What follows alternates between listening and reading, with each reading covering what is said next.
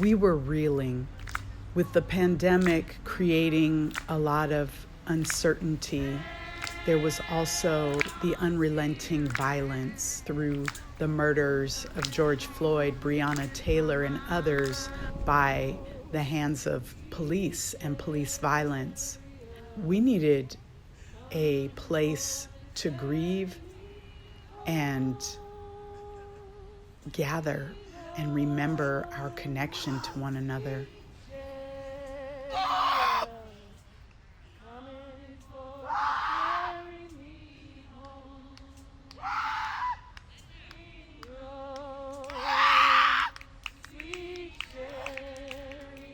The normal that we once knew is not coming back.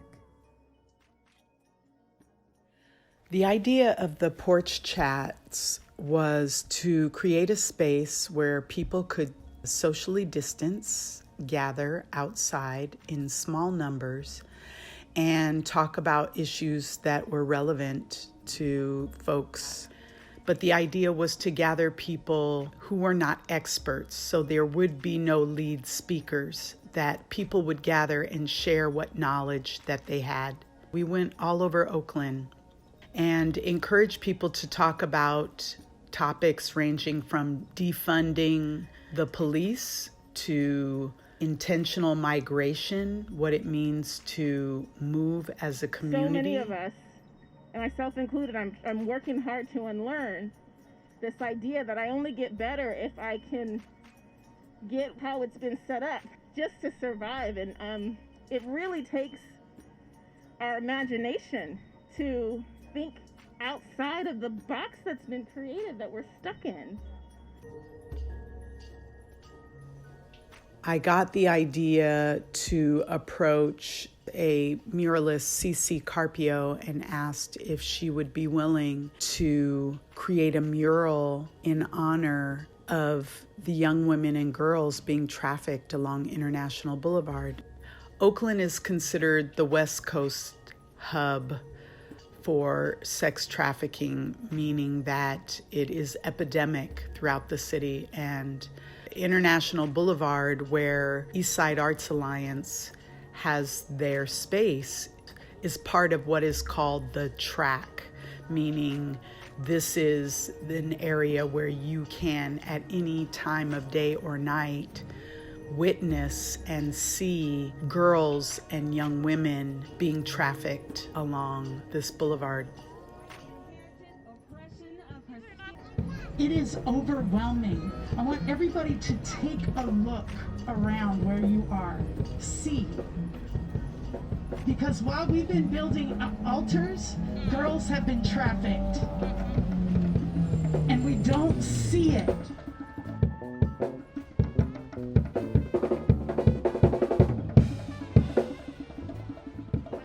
Look around, look at all four corners, look at what's happening. There's so much happening. See it, as painful as it is, because we can't change it if we can't allow ourselves to feel it. The situation on the track has gotten worse. You know, what we do, what we bring is not only visibility, but we bring a creative response.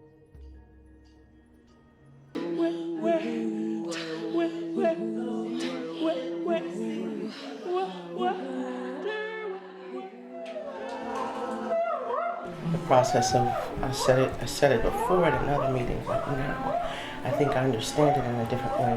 What am I willing to let die?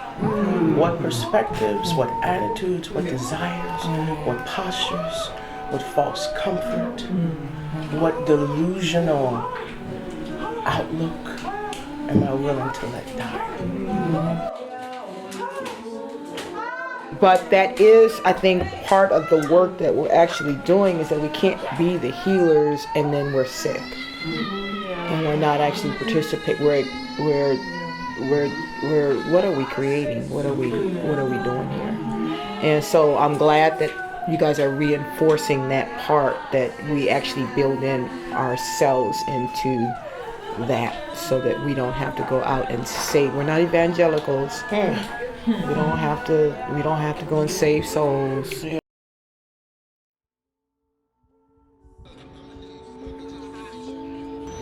for recalibration, reconstitution, renewal.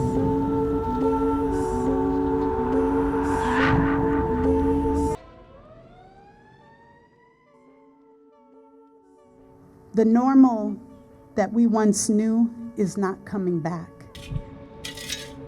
These are the times of erosion. Time itself eroding. We will get through this, all of this, together.